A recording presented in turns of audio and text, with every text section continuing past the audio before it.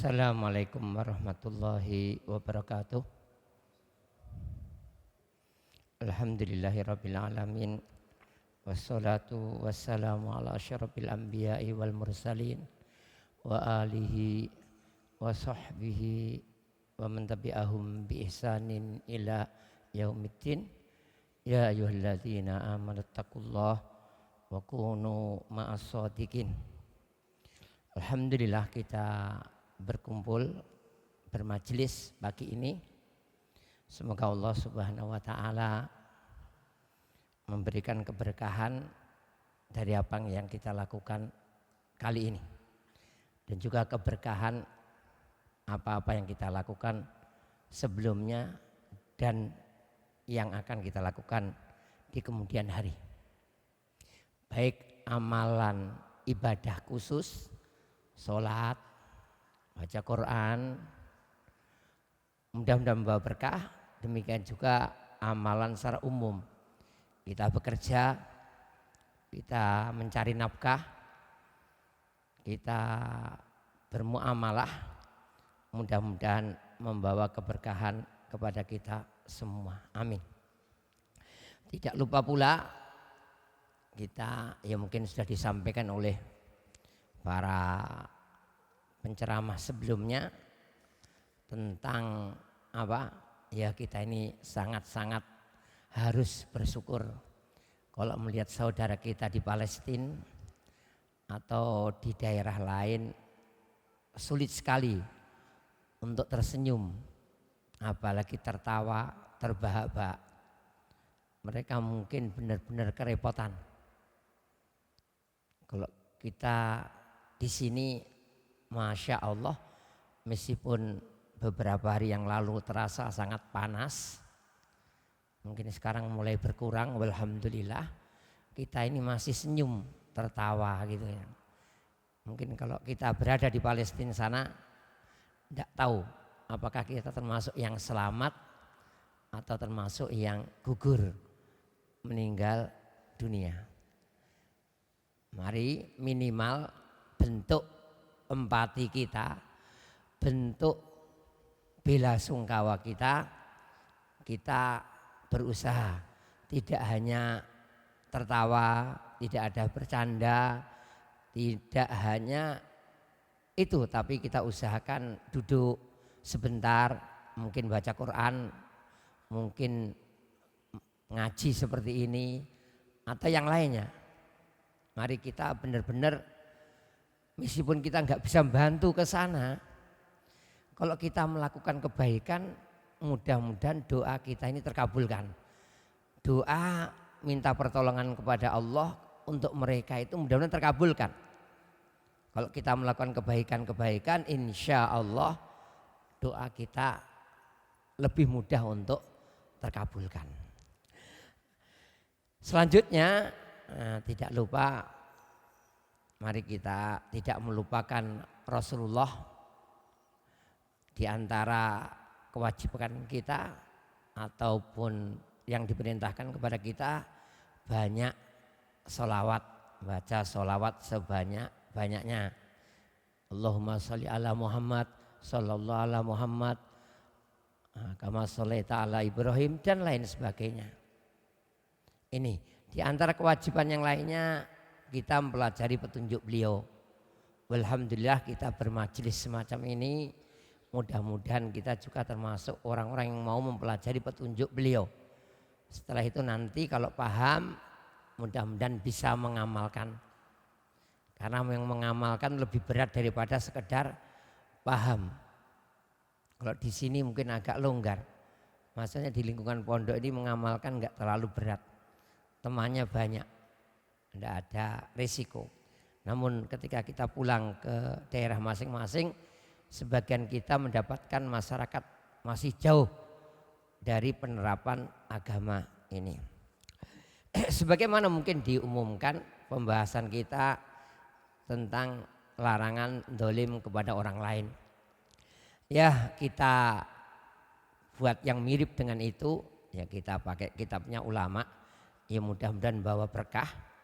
Itu karya Syekh, ini siapa? Imam Nawawi rahimah rahimahullah taala, Imam Zahabi, maaf, Imam Zahabi rahimahullah, tentang kabair, tentang dosa-dosa besar. Di antara yang beliau sebutkan yang erat dengan judul yang diberikan kepada kita, yaitu larangan dolim, berbuat dolim kepada orang lain. Meskipun di sini judulnya masalah harta, karena yang paling sering kedoliman itu harta. Tidak apa-apa. Kita baca, mudah-mudahan bermanfaat. Al-kabiratul isyrun. Ini dosa besar yang ke-20. Satunya apa ya? Nanti bisa dilihat sendiri di kitabnya. Nah, ini yang ke-20, sudah sampai nomor 20 langsung. Nah, ini adzulmu bi akhdil awwalin nasi bil batil. Dolim, mengambil harta orang lain dengan cara yang batil, dengan cara yang salah. Dolim sudah bahasa kita. Dolim itu diantara terjemahnya salah bisa, curang bisa, dosa bisa, terjemahnya bebas, atau zalim sebagian orang Jakarta, zalim, zolim, zalim sebenarnya zalim, tapi tidak apa-apa ya, zalim, intinya sudah bahasa kita. Harta juga bahasa kita, batil ini bahasa Arab tapi bahasa kita. Alhamdulillah bahasa kita banyak menyerap dari bahasa Arab. Tapi berarti kalau enggak dengan batil enggak apa-apa. Harta kita dirampas, kita rampas kembali, itu enggak batil, enggak dolim. Kita ngambil harta orang lain, yang jelas harta orang lain, itu namanya dolim. Jadi seperti Israel ini kalau diberikan contoh benar. Jadi kalau lihat sejarah daerahnya kecil jadi besar kan. Yang Palestina tadinya besar jadi kecil. Ini contoh yang cocok bahwasanya Israel ini termasuk dolim. Karena mengambil harta kaum muslimin, orang Palestina khususnya. Ya memang negeri itu pernah dikuasai oleh orang-orang Yahudi dulu sekali. Yang bangun yaitu siapa? Yakub ya. Yang bangun Yakub alaihissalam, masjid di situ. Kemudian masjid yang lainnya yang bagus itu Masjid Nabawi, dibangun oleh masjid Nabi kita. Masjid yang lain yang bagus itu Masjidil Haram, dibangun oleh Ibrahim. Jadi memang Palestina itu negeri yang bagus juga. Intinya mereka mendolimi karena pemilik terakhirnya adalah kaum muslimin. Pemilik terakhirnya kaum muslimin, maka kalau sudah lama, cerita sudah lama itu yang lama-lama dibuang. Jadi Indonesia, mereka keturunan Gajah Mada, aku keturunan Gajah Mada, ingin jadi gubernur Jawa Timur misalkan, enggak bisa. Oh, aku ini orang Kediri, keturunannya Ken Dedes, Ken Arok, Ken Umang. Mau jadi penguasa Kediri, enggak bisa. Yang lama-lama itu banyak kita buang, enggak kita anggap. Contoh, bapak kita, ibu kita dapat warisan enggak benar. Dari kakeknya dari kakeknya, dan enggak benar semua. Karena enggak ada yang cara Islam bagi warisannya. Ibu kita itu kemungkinan ngambil hak Pak D kita. Ibu kita kadang-kadang dapat warisan sama dengan Pak D kita. Kalau ibu kita enggak, mungkin nenek kita. Nenek kita itu dengan saudaranya seharusnya dapatnya separuh toh. Kalau di Jawa itu banyak yang anak perempuan lebih banyak. Ditempati orang tua, dapat tanah luas, dapat rumah. Tapi kalau sudah yang lalu-lalu tidak usah dipikir. Yang paling pokok kita pikirkan adalah sekarang. Milik siapa? Milik ibu kita, ya sudah kita ambil yang hak. Sudah kita ngerti agama. Kecuali bisa ditelusuri ke atas, tidak repot, tidak apa-apa. Hal yang seperti Palestina sudah hak kaum muslimin, ini jelas. Sudah lama sekali kan ya. Kaum muslimin sudah lama sekali sejak dulu. Nah, maka yang paling hormat adalah kita. Tapi itu contoh dolim. Nah, adapun katanya 7 Oktober nyerang ya. Ya bisa saja enggak dolim karena mengambil haknya. Kalau orang mengambil haknya, miliknya tidak bisa dikatakan dolim. Ini. Taib. Ini jadi dolim itu seperti itu. Jadi ngambil harta tanpa hak. Kerja main-main. Pokoknya kerjanya itu main-main, enggak sungguh-sungguh kerja. Baik kerjanya pimpinan, kerjanya anak buah, kerjanya kantor, kerjanya lapangan, kerjanya berat, kerjanya ringan. Pokoknya kalau enggak kerja dengan baik, nah ini maka termasuk kedoliman. Maka kerja itu harus dengan baik. Kalau mau, kalau enggak mau silahkan cari tempat lain. Saya itu ahli komputer loh, gaji saya itu puluhan juta. Kok di sini cuma digaji sekian? Kerjanya asal-asalan, enggak boleh. Kalau enggak mau silahkan pergi. Maaf saya enggak bisa dengan gaji sekian. Ini kaidah kita dimanapun. Kalau kita kerja guru, kerja apapun, kalau sudah mau harus dengan baik. Kalau enggak mau silahkan pergi, enggak apa-apa. Karena memang kerja itu wajib, tapi di mana kita bekerja itu tidak wajib ditentukan. Kerjanya apa itu kan yang penting kita cari nafkah sudah. Di sini, di sana, jadi ini, jadi itu kan bebas. Maka kalau sudah menentukan suatu pilihan, kerjalah yang baik. Biar termasuk tidak dolim. Ini baiknya gimana, aturan baiknya ya urupnya baik gimana itu loh. Telatnya dikit ya enggak apa-apa. Tapi kalau telatnya terlalu banyak dan sering ya enggak bagus. Oh telat gara-gara sakit perut ya enggak apa-apa. Oh pulang dulu gara-gara darurat ya enggak apa-apa. Yang penting jangan melakukan hal-hal yang orang menganggapnya itu enggak pantas, enggak wajar. Itu namanya kedoliman. Taib. Qala Allah Ta'ala wala ta'kulu ambalakum bainakum bil batili. Jangan makan harta di antara kalian dengan batil. Wa tadlu biha ilal hukam. Nah, dan kalian mendekatkan diri dengannya kepada para hakim. Artinya kadang-kadang orang itu apa? Ngambil harta orang lain tanpa hak.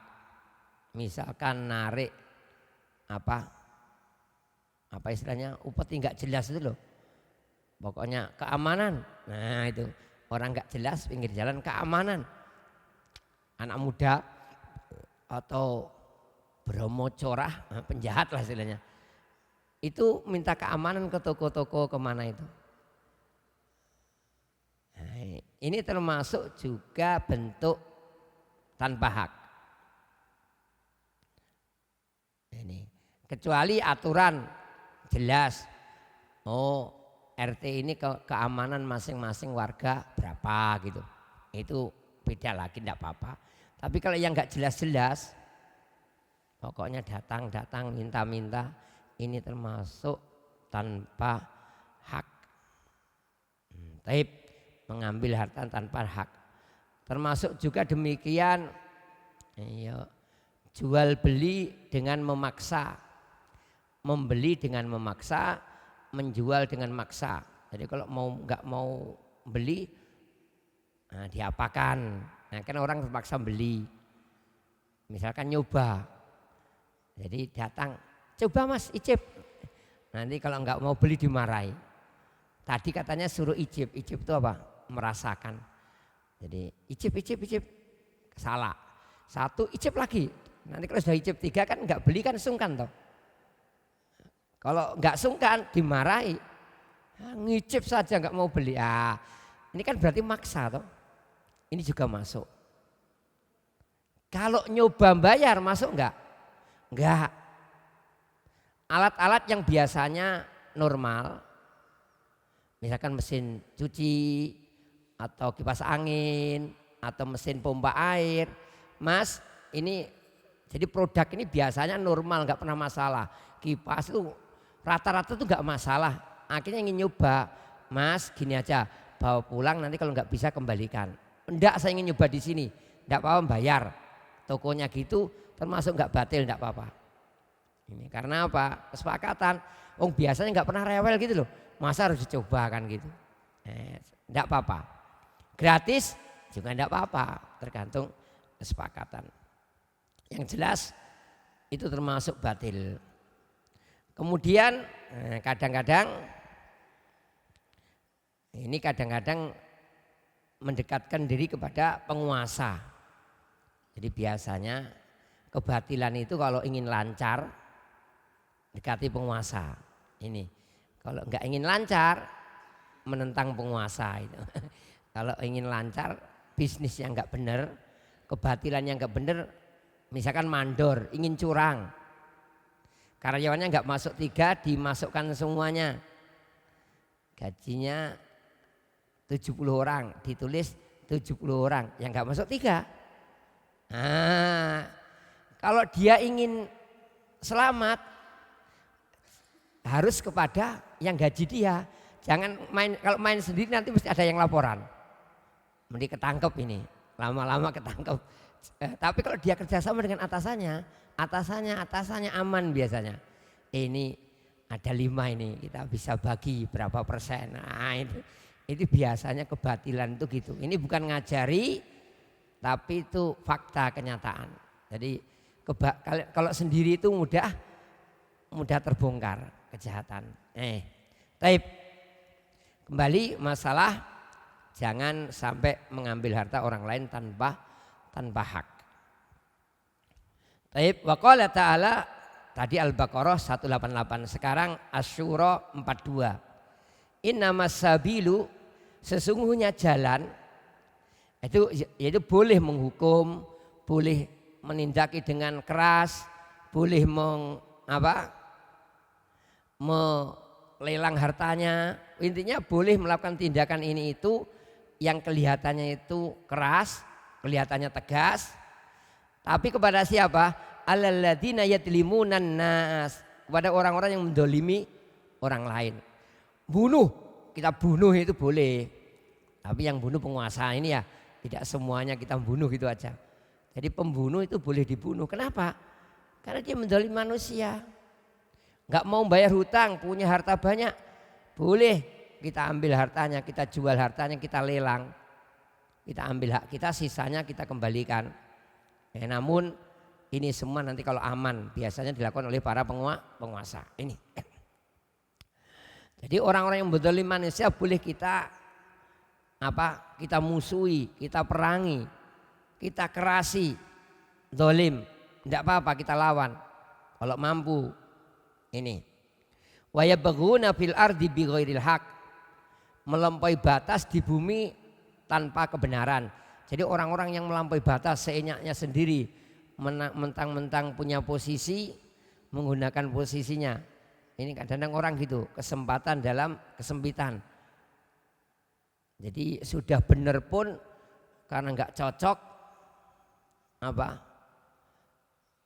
nggak ditandatangani, nggak di ACC, memenuhi syarat, ada saja kurangnya. Nah, ini termasuk melampaui batas di bumi. Ya harus sportif, nggak setuju kalau prosedur ya harus ditandatangani segera ya segera, jangan ditunda-tunda, jangan biarkan mandek. Nah, kalau orang seperti ini kalau mampu kita melaporkan atau menindaki dengan benar, kita tindaki, tidak apa-apa. Ulaika lahum adzabun alim, bagi orang yang dolim itu, yang melampaui batas itu dapat azab yang alim, yang berat, yang pedih. Wadzalimuna malahum miwaliyu wala nasir.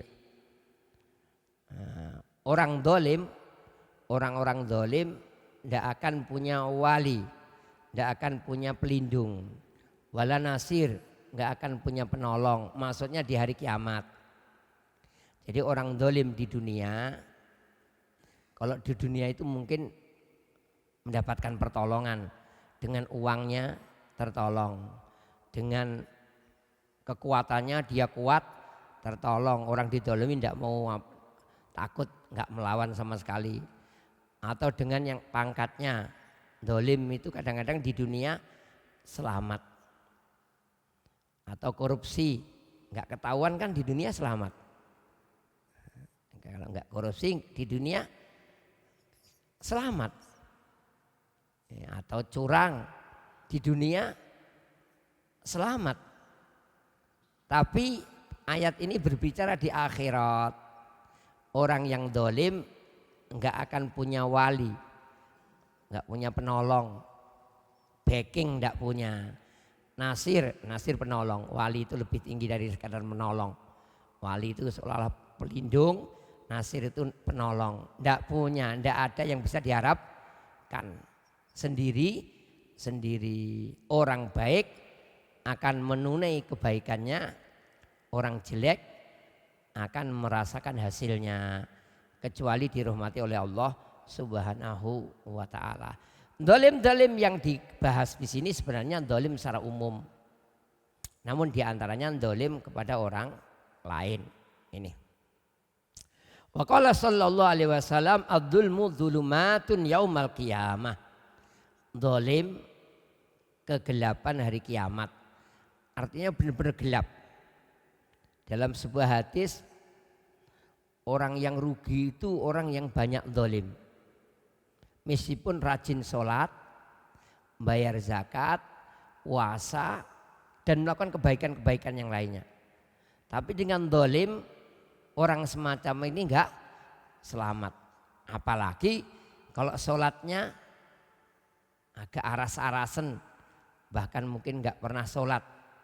Termasuk yang sering meninggalkan sholat kalau zaman saya dulu. Kerja itu masih kerja persopiran, itu banyak yang enggak sholat. Kerja pertukangan banyak yang enggak sholat.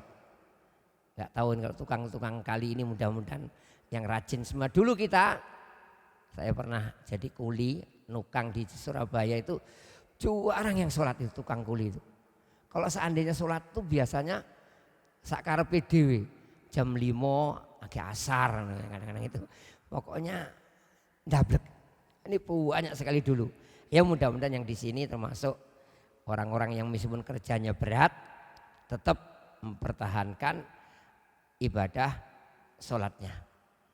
Jadi yang sholatnya rajin, Qur'annya rajin, ngajinya rajin, haji, sodakoh, itu kalau dolim itu enggak selamat.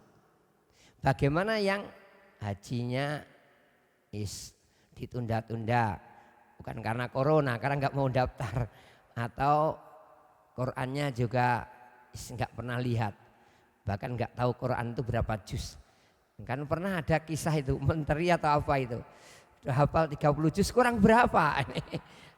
Kan parah atau menteri ini. Pernah kalau nggak salah menteri atau pejabat itu berkunjung ke pondok tahfidz, sudah berapa juz? Sudah 30. Nah, kurang berapa? Ya, orang-orang semacam ini jadi nggak ngerti Quran itu apa gitu. Ya, kemungkinan selamat kan sulit toh. Wong yang rajin Qurannya, yang rajin sholatnya, rajin sodakoh, rajin yang lainnya itu nggak selamat. Kalau dolim lo ini ya, kalau berbuat dolim. Kalau nggak dolim, meskipun kurang-kurang bagus insya Allah selamat. Yang penting tidak meninggalkan, jangan tinggalkan sholat, jangan tinggalkan yang lainnya dari kewajiban-kewajiban. Ini kalau dolim meskipun rajin percuma. Ini dalam hadis Rasulullah pernah bertanya, ini hadis yang terkenal. Atadruna manil muflis? Rasulullah pernah bertanya, kalian tahu enggak siapa yang rugi, yang bangkrut, yang gagal? Qalu al-muflisu fina man la dirhama lahu wala mata. Yang gagal enggak punya duit, enggak punya harta. Enggak punya duit, enggak punya harta, itu yang gagal. Akhirnya Rasulullah menjelaskan yang rugi itu bukan itu. Yang rugi itu yang sholat, yang zakat, yang puasa. Tapi mendolimi ini itu. Mendolimi orang lain. Nanti hari kiamat orang yang didolimi akan meminta kebaikannya. Di sholatnya diminta, zakatnya, pahalanya enggak bisa diambil, diminta orang yang didolimi. Puasanya diminta orang yang didolimi. Lah kalau sudah habis, jadi kebaikannya sudah habis, orang yang didolimi ngasihkan kejelekannya kepada yang dolim. Jadi yang dolim itu kebaikannya hilang, habis, tambah kejelekan dari orang-orang yang didolimi. Jadi maka dikatakan orang rugi. Maka dolim itu mari kita harus benar-benar perhatian. Jangan sampai kita lengah. Jadi silahkan melakukan kesalahan tapi jangan dolim. Tidak ada semua kesalahan dolim. Tapi kesalahan kan bertingkat-tingkat. Kalau ingin ngerokok sembunyi, jangan membuat tetangganya batuk. Ini kalau mau rokok duitnya sisa, jangan istrinya butuh membayar SPP anaknya, cari sendiri, cari hutangan. Ini, jadi nanti lebih ringan. Jadi kalau mau melakukan ini itu harus benar-benar tidak dolim gitu loh, tidak dolimi orang lain. Kalau rokok di kamar kan nggak ganggu orang toh. Kalau rokok di kendaraan umum sebagian orang terganggu. Dan sebagian orang terganggu itu nggak berani ngomong, batin aja gitu. Hari kiamat nanti minta itu. Kalau di tempat umum masih mending ada AC itu, Mas matikan rokoknya, kan masih mending. Ini jadi kalau mau hati-hati, kalau melakukan kesalahan jangan dolimi orang. Ini, tapi sekali lagi boros, suka makan, suka jajan, tapi jangan sampai ya jajannya temannya, makanannya temannya yang selalu dihabiskan. Ya dari duitnya sendiri gitu. Boros itu enggak boleh.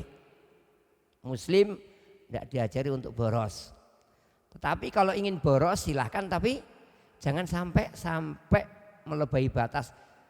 Jatahnya anak istrinya untuk poya-poya, untuk mendem dan lain sebagainya.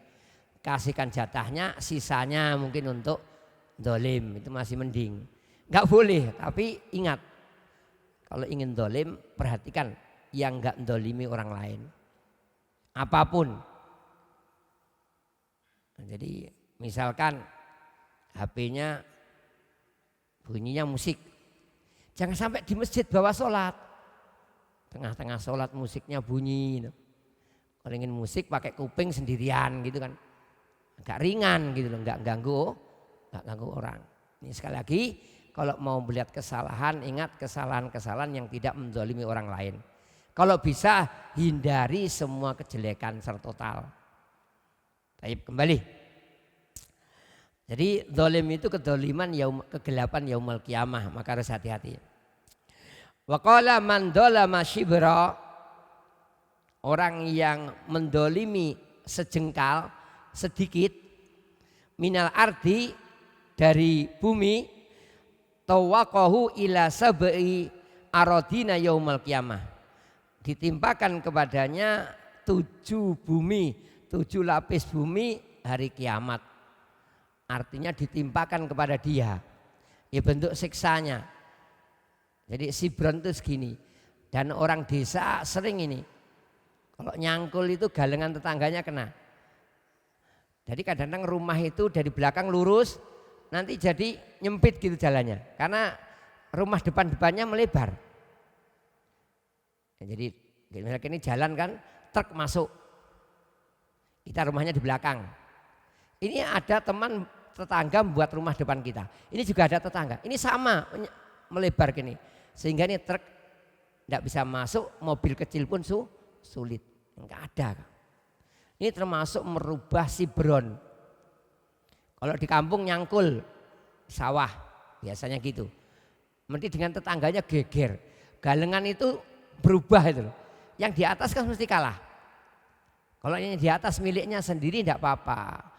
Hati-hati kalau di atas milik orang lain, jangan dikeruk, dipopok. Dipopok karena secara teori ya kalau enggak ingin dikasih batas yang jelas. Sebagian daerah sekarang kita lihat sawahnya itu loh, kumbung putih pondasi itu. Lurus. Ini. Jadi kalau belok-belok itu sebenarnya mesti ada kesalahan. Ini. Atau ada yang dengan tanaman, sebagian orang kampung ditanami. Jadi pagarnya itu tanaman. Taman membesar toh.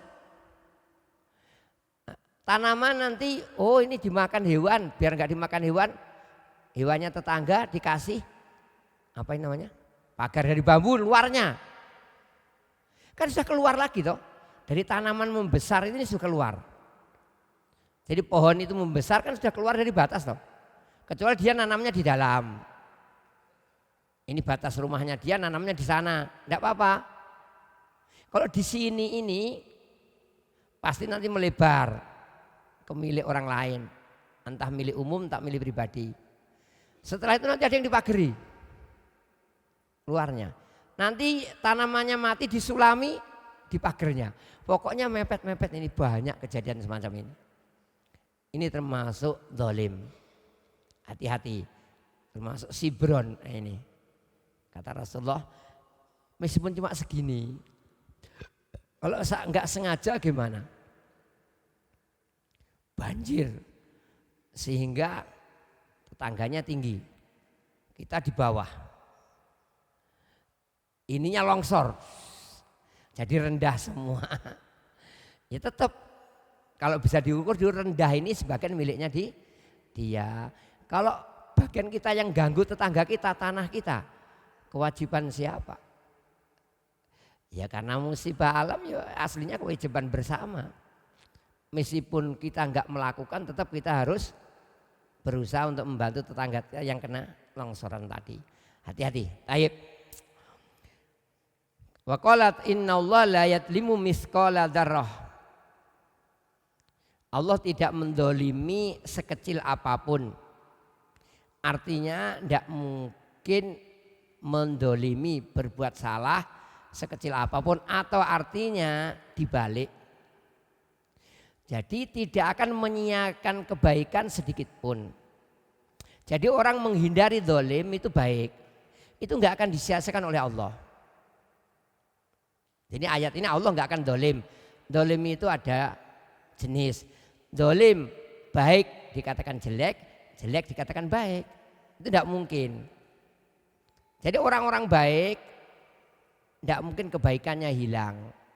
Jangan khawatir kita amal baik itu. Meskipun tidak ada yang tahu, mandor kita nggak tahu tidak apa-apa. Atau kalau murid ustadz kita nggak tahu tidak apa-apa. Kalau pekerja manajer kita nggak tahu tidak apa-apa. Jangan khawatir. Atau mertua kita, tetangga kita nggak tahu. Kadang-kadang cerai gitu ya. Cerai, anak ikut istri. Katanya kita nyumbang berbuat baik tidak pernah ditunjukkan. Kita selalu dikatakan tetangganya lupa anak gini-gini, padahal kita tiap bulan tiap perhatian. Ya tidak usah khawatir. Kalau kita benar-benar perhatian kepada anak kita yang kita tinggal ikut istri kita yang cerai, itu kalau kita perhatian meskipun orang menganggap kita itu menterlantarkan, nggak akan ngefek. Kita nggak akan didolimi oleh Allah. Sebaliknya meskipun kita dikatakan baik, selalu memperhatikan anak, padahal kita itu sebenarnya nggak baik, juga nggak akan bermanfaat bagi kita. Pujian orang nggak akan menyelamatkan kita, celaan orang nggak akan mencelakakan kita. Ini kaidah. Misalkan kita dianggap sesat oleh banyak orang, kalau kita nggak sesat tuh nggak ada gunanya, nggak mencelakai kita. Pujian kita benar, kita Ahlus Sunnah wal Jamaah, kita kelompok yang baik ini. Ini pun kalau ternyata kita nggak baik itu nggak ada gunanya. Jadi pujian itu nggak mengangkat kita, celaan itu nggak menjatuhkan kita. Jadi mari kita ingat, Allah tidak akan mendolimi sedikit pun. Kita berbuat baik nggak akan ditulis jelek. Kita berbuat jelek nggak akan ditulis baik. Nggak mungkin salah. Kalau kita manusia tempatnya salah, nilai pekerja bagus rajin, ternyata ada maunya saja, kan gak ngerti niatnya orang kita. Oh dipikir dablek, ternyata memang sakit, ternyata memang punya udzur, kan kita sering salah nilai orang. Tapi ya, jangan khawatir, Allah nggak akan salah. Baik. Wa fil hadis. Jadi kalau ingin lihat kitabnya, kitab Kabair gitu aja ya nanti. Diwanun la yatrukullahu minhu syai'an wa wadulmul ibad. Jadi catatan yang tidak akan Allah tinggalkan sedikit pun adalah kezaliman terhadap orang lain. Jadi kalau kita zalimi orang lain, catatan enggak akan dilupakan oleh Allah. Pasti dimintai tanggung jawab. Pasti disampaikan kepada yang didolimi. Gimana kamu? Memaafkan? Kalau memaafkan, oke, Allah ikut memaafkan. Kalau enggak bisa. Jadi suatu catatan, terutama kesalahan-kesalahan yang akan tidak dilupakan oleh Allah, tidak mungkin terlewatkan, adalah kezaliman kepada orang lain. Wa qala alaihi salatu wasalam matlul ghaniyyi dzulmun. Penundaan yang punya bayar hutang kezaliman. Jadi penundaan bayar hutang bagi yang punya kezaliman, kecuali hutangnya kredit. Jadi kredit tiap bulan 1 juta. Kebetulan bulan ini punya 5 juta, kebetulan 3 juta. Ya tidak harus bayar 2 juta. 1 juta enggak dolim, memang kreditnya 1 juta tiap bulan. Hutang-hutang yang enggak kredit, hutang yang ketika ngomong wallahi sehari. Orang hutang itu biasanya gitu. Demi Allah sehari 2 hari. Tinggal ngambil aja. Orang hutang itu bahasanya Masya Allah, rayuan. Ada yang demi Allah, gitu. Rayuannya pakai nama Allah lagi. Ini termasuk berat ini hukumannya sebenarnya. Tapi nanti waktunya bayar, ada saja alasannya. Ini termasuk matlul ghani dzulmun. Kalau enggak punya enggak zalim. Tapi kalau enggak punya harus jelas. Kalau bisa ketika hutang jangan terlalu banyak janji. Kapan? Wallah alam, saya hutang ini darurat, enggak tahu nyaurnya kapan. Insya Allah gajian. Tapi kalau enggak yakin, karena gajiannya juga ada kepentingan lain. Ya jangan ngomong enggak ngerti gitu, jujur. Enggak ngerti enggak dapat pinjaman. Pinjol mudah, tinggal KTP aja katanya. Pinjam online katanya ya, enggak tahu. Intinya apa? Kalau pinjam hati-hati. Kalau bisa jangan pinjam kecuali darurat. Jadi, atau kalau pinjam enggak darurat segera dikembalikan. Kadang-kadang kan ke toko, ke warung beli apa gitu ya. Yang punya warung enggak punya kembalian. Teman kita punya receh, pinjam dulu ya, nanti sampai punya receh segera intinya segera diselesaikan sebelum datang kelupaan, datang ini dan itu. Ini harus diselesaikan segera. Ini. Jadi matlul ghani dzulmun, menundanya orang yang punya zalim, kecuali kredit, kecuali hutang di bank itu mungkin. Ya enggak apa-apa kalau mau segera dilunasi, tapi kena denda itu. Kan hutang di bank itu kalau melunasi kena denda itu. Maksudnya seharusnya 3 tahun, dilunasi setahun itu kena denda ini. Namanya penalti. Sampai teman-teman tuh heran kok. Gimana sih ini? Jadi dia sadar nggak bagus hutang, mau dilunasi biar sertifikat rumah bisa dipegang lah. Punya hutang kan nggak enak. Tapi malah kena denda. Ini mungkin tidak apa-apa ditunda. Tapi tidak apa-apa kalau kita tetap kena denda, tidak apa-apa, ya sudah. Dulu mereka ngambil riba haram, sekarang ngambil denda pun juga haram. Ya dolim itu. Ini, baik kembali. Kecuali itu kalau memang darurat, tinggal sebentar tunggu aja. Tinggal sebulan. Kalau bayar sekarang dendanya 5 juta. Bayar bulan depan enggak ada denda. Ayo bulan depan. Tapi kalau 3 tahun masihan, jangan-jangan uangnya nanti habis, bayar saja denda, enggak apa-apa. Wallah alam. Baik. Kemudian manik tato'a haqqam ri'in muslim biyaminihi. Orang yang mengambil merampas hak muslim yang lain biyamini dengan sumpahnya, maka Allah telah memastikan mewajibkan baginya neraka. Jadi mengambil hak orang lain dengan sumpah. Contohnya fulan hilang barangnya, ketemu di situ, akhirnya ngomong ke Pak polisi, Pak barang saya di sana nggak tahu, diambil atau gimana nggak tahu. Akhirnya punya saksi, punya bukti, kan HP gitu model itu banyak, nggak punya. Kamu sumpah ya milikmu beli sendiri, demi Allah. Nah ini kan sumpah toh, padahal dia bukan miliknya. Demi Allah, ini aku beli di pasar Turi misalkan. Padahal dia nggak beli. Ini namanya, kalau dulu itu kehakiman itu modelnya gitu. Kehakiman zaman dulu itu gitu. Orang-orang banyak yang jujur, maka kehakiman itu adalah alal mudda'i al bayyinah wal yaminu alaman angkara. Yang mengatakan barangnya di mana itu harus membawa bayyinah. Bayyinah itu bisa saksi, bisa bukti. Misalkan tandanya, mobil saya ada CD yang nyantol di apa? Kan zaman dulu kan CD itu loh, nyantol di tempat CD-nya itu.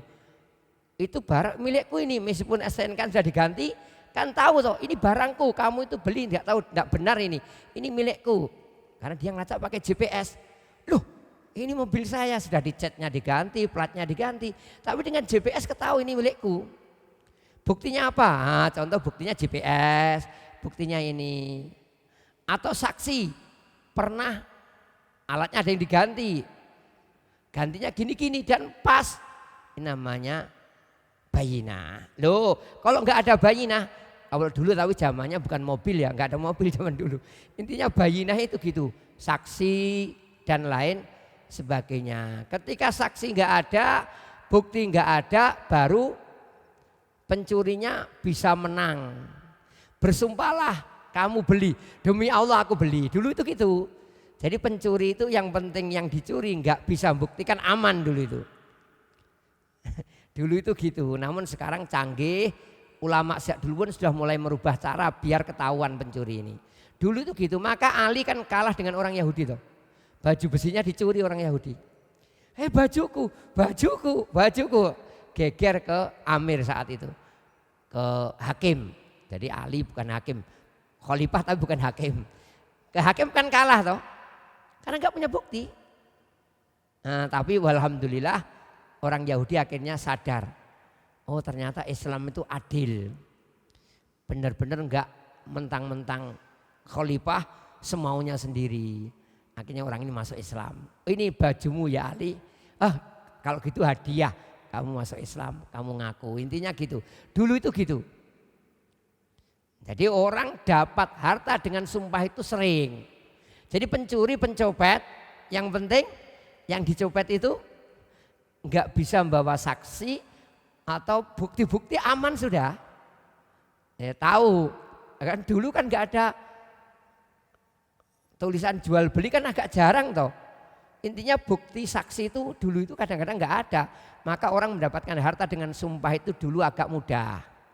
Tapi dia diancam dengan hadis-hadis semacam ini. Nah, orang dulu banyak yang percaya hadis akhirnya takut. Namun apakah kita boleh tidak meminta sumpah duluan, dicek dulu boleh.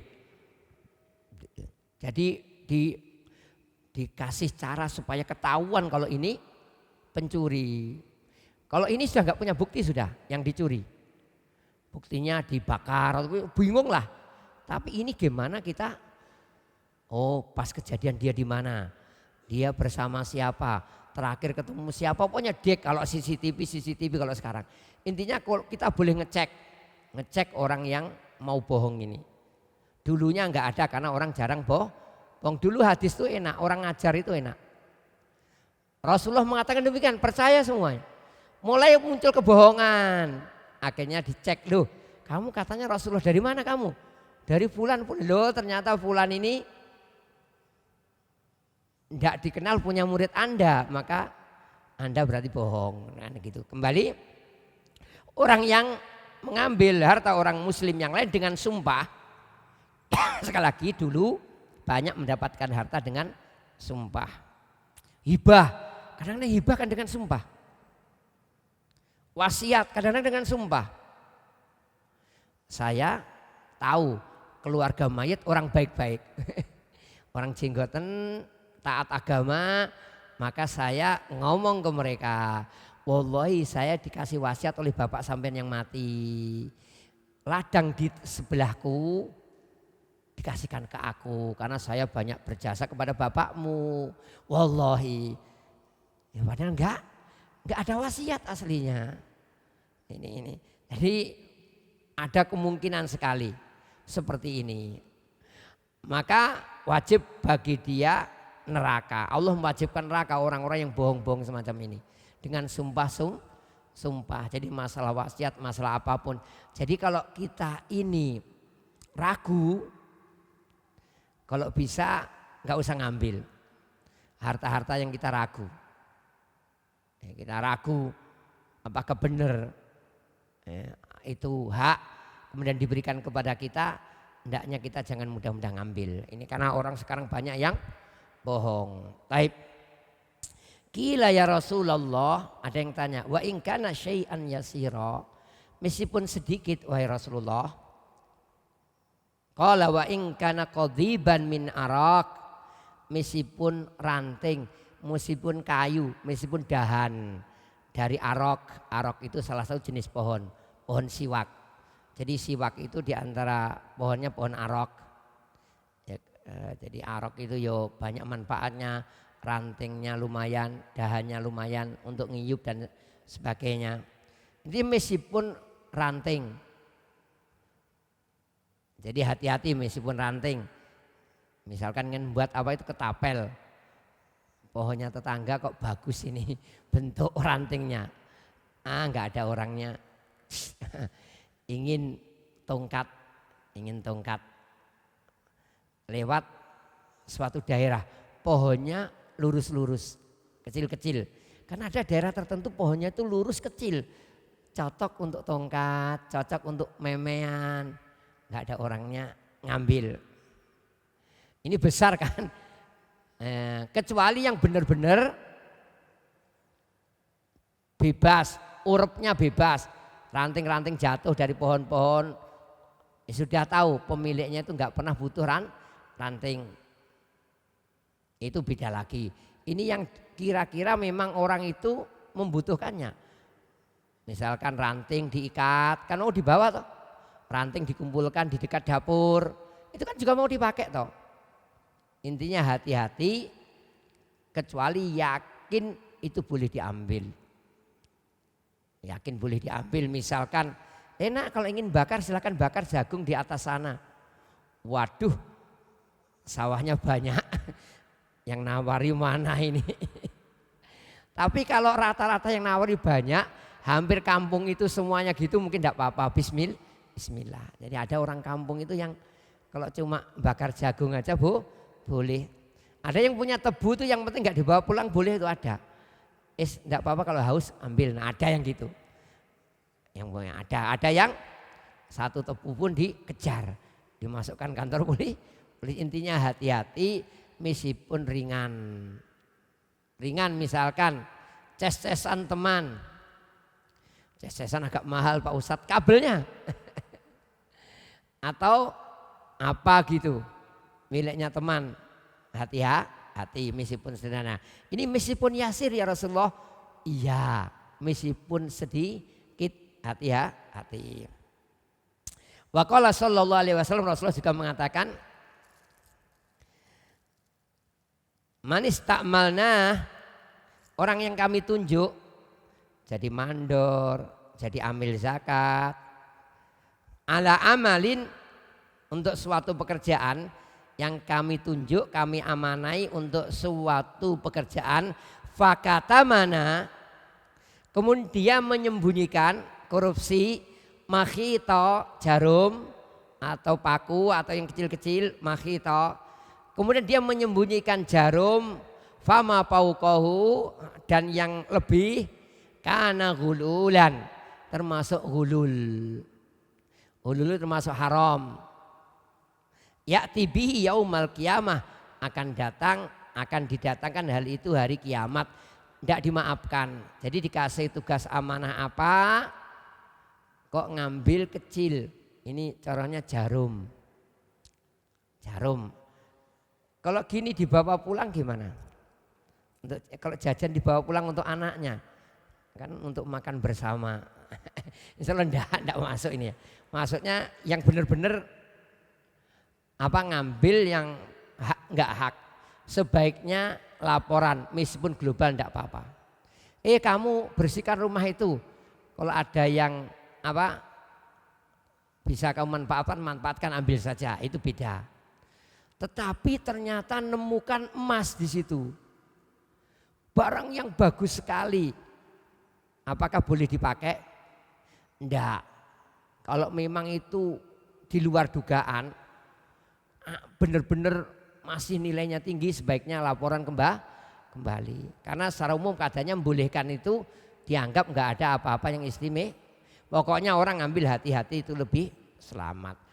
Waqala inna syamlah, sesungguhnya syamlah jaket, mantel, rompi, allati ghallaha latasta'ila alaihi naro.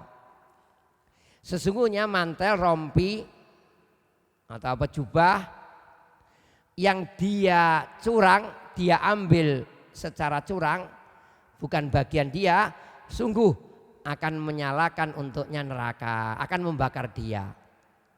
Jadi gara-gara syamlah ini, jaket, rompi, mungkin topi kalau zaman sekarang, pokoknya apa saja, sungguh akan membuat nyala api. Ini sekali lagi kecuali hal yang benar-benar tidak ada manfaatnya, mau dibakar. Ada kayu biasanya kalau sudah ditumpuk di sini dibakar. Akhirnya kita ngambil untuk tongkat, untuk kayu apa yang biasanya urupnya enggak masalah, insya Allah enggak masalah. Wallahu alam. Yang paku berceceran itu kan disapu dibuang toh.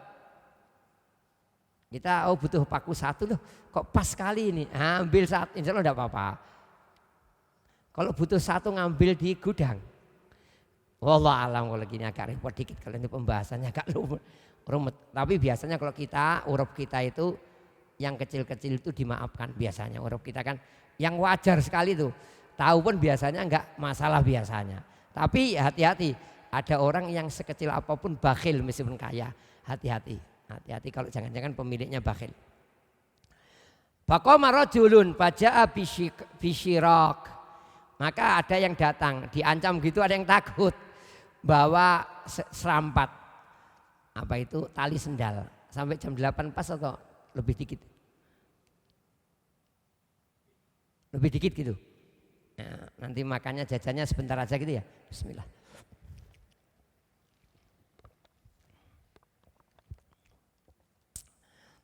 Setelah diancam Nabi, ada yang takut.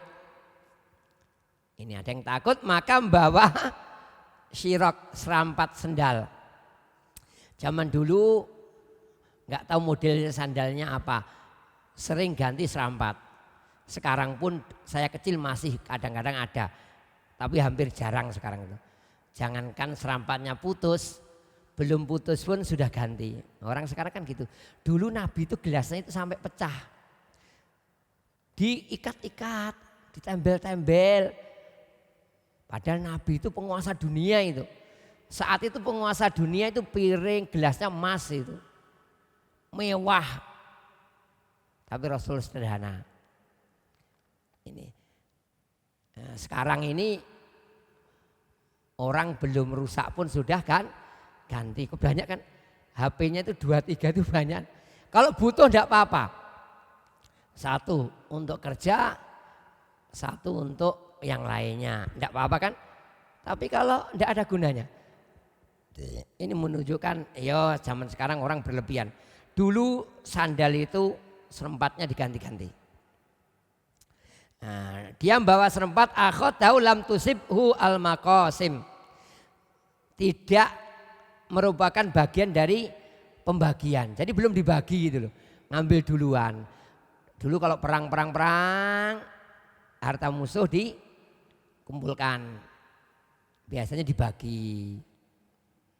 Nah, kalau sekarang mungkin ya dikumpulkan, digunakan untuk biaya, sisa mungkin baru dibagi. Tapi sekarang jarang pembagian kok ya. Rata-rata ya dimiliki oleh kelompok negeri lah. Tidak apa-apa untuk kebaikan. Faqala syirakun minnar. Ini termasuk dari neraka, menyebabkan ke neraka kalau enggak taubat. Kalau enggak taubat dosa apapun, kalau taubat dosa apapun diampuni. Wa qala rajulun, ya Rasulullah, ini qataltu sabiron muhtasiban mukbilan ghaira mudbirin. Ya Rasulullah, aku perang. Sabar, beratnya perang itu sabar. Nah ini, karena perang dulu ya benar-benar harus sabar. Kalau sekarang kan jauh, tiba-tiba kena bom mati gitu aja kan. Kalau sekarang kena nuklir ya, kena rudal katanya. Dulu kan berat loh perang itu, sabet. Intinya saya sabar, saya mengharapkan pahala. Jadi kadang-kadang perang itu kakinya pecah-pecah jalan kaki. Lapar gitu kadang-kadang. Nah, kalau sekarang kan bahan bakar, bahan makanan, telepon habis, kirim. Helikopter ngirim makanan. Nah sekarang dulu perang itu ya sudah. Banyak-banyak tawakal kepada Allah. Maju tanpa mundur. Mukbilan ghairu mudbir. Gak takut. Atukafiru anni khotoya ya. Apakah itu bisa menghapus dariku kesalahanku? Qala na'am. Iya ilad dain. Kecuali hutang. Rawahu Muslim. Jadi hutang enggak segera bayar, enggak ada usaha untuk membayar, menunda-nunda bayar, enggak bisa dimaafkan. Jadi kesalahan-kesalahan yang lain mungkin bisa dimaafkan, tapi hutang tidak. Ini menunjukkan kesalahan harta itu risikonya besar. Jadi ketika punya hutang segera bayar. Enggak bisa bayar repot. Hutang ke teman kerja, cuma kerja bersama 1 bulan, akhirnya pisah.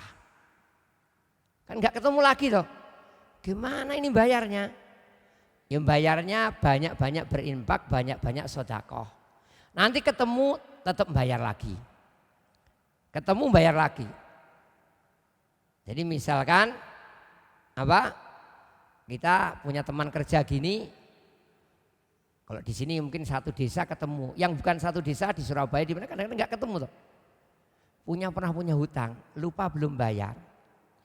Kalau lupa masih mending, nggak lupa sengaja orang kita pergi dulu sebelum ditagih. Jadi akhirnya kita sadar, waduh Rek, saya punya hutang ke teman. Itu banyak-banyak infak, mudah-mudahan pahalanya dapat orang tadi. Suatu saat qadarullah ketemu mongon, dulu aku hutang ke kamu. Ini karena kamu tak cari nggak ketemu, tak taruh di masjid. Orangnya ngomong mana, saya nggak mau infak kok. Saya juga sudah banyak infak. Kita bayarlah lagi. Infak tadi untuk kita bayar lagi. Intinya kalau nggak bisa bayar, sulit bayar, caranya seperti itu, hutang gitu. Ini banyak kita. Kalau kira-kira sudah dimaafkan gimana? Kadang-kadang kan orang desa kan gitu toh. Jadi kalau yang mayat ini punya hutang, kalau banyak mohon lapor ke keluarga. Kalau sedikit ya mohon dimaafkan. Itu permohonan saja. Kalau seandainya sedikit minta pun masih boleh. Ya kadang-kadang gitu. Tapi kembali intinya kecuali dimaafkan oleh yang dihutangi. Dihutangi maksudnya yang meminjamkan. Memaafkan, enggak balas. Bolehkah kalau dipinjami kita ngomong gini, ya Allah kalau dia itu orang baik berusaha bayar, nggak bisa bayar ya enggak apa-apa aku maafkan. Tapi kalau dia itu nggak ada usaha bayar, nggak ada etikat bayar, memang lupa gitu, nggak mau melupakan diri, nanti kita minta di hari akhir boleh. Jadi kita kalau ada orang hutang itu kita gitu, nggak apa-apa hutang hati-hati kalau kamu ini nggak punya nanti saya nggak akan nuntut di akhir. Tapi kalau punya kamu nggak mau tak tuntut nanti. Boleh, hak kita. Nah, sedikit lagi tinggal beberapa baris ini. Wa qala sallallahu alaihi wasallam inna rijalan yatakhawwaduna fi malillah bi ghairi haqqin falahumun naru yaumal qiyamah. Ini ada orang-orang mengambil harta Allah tanpa hak. Jadi ada orang-orang yang mengambil intinya dengan cara ini harta Allah tanpa hak, maka baginya neraka hari kiamat. Harta Allah umum. Contohnya zakat. Ya, ngambil zakat duluan atau enggak mau membayar zakat. Enggak mau membayar zakat itu termasuk memakan harta Allah. Karena itu aslinya harta yang harus dibayarkan kepada Allah Subhanahu wa taala. Hati-hati orang enggak membayar zakat, meskipun dia enggak nyuri, meskipun dia enggak ngerampok, mungkin sedikit lagi, meskipun dia enggak nyuri, enggak ngerampok, tetap dia memakan harta haram. Jadi orang yang enggak mau bayar zakat harta, misalkan ATM-nya kalau hari-hari ini mungkin 80 juta lebih gitu, bertahan setahun maka bayar zakat. Panennya sawahnya luas, panennya 10 ton, bayar zakat. Ataupun punya toko besar, dagang mobil, enggak banyak 2-3, dagangan mobil 2-3, sepeda motor 10 gitu, 10 jutaan. Dagang ini harus Jumhur mengatakan harus memberikan zakat. Kalau enggak membayar zakat itu termasuk memakan harta Allah. Zakat fitr cuma 2,5 kilo, 3 kilo enggak bayar, makan harta Allah. Hati-hati dalam masalah semacam ini. La yadkhulul jannata lahmun nabata min suhtin. Tidak masuk surga daging atau tumbuh dari yang haram. Nerakalah yang paling pantas baginya. Jadi daging yang tumbuh dari yang haram tidak masuk surga. Yang paling pantas masuk neraka. Lainnya 50-50 gimana? Ya mungkin dibakar 50% tubuhnya, yang 50 lainnya kepanasan juga paling ya. Intinya apa? Hati-hati. Jadi kalau kita mengambil nggak halal itu, ini kita sangat memungkinkan untuk masuk neraka.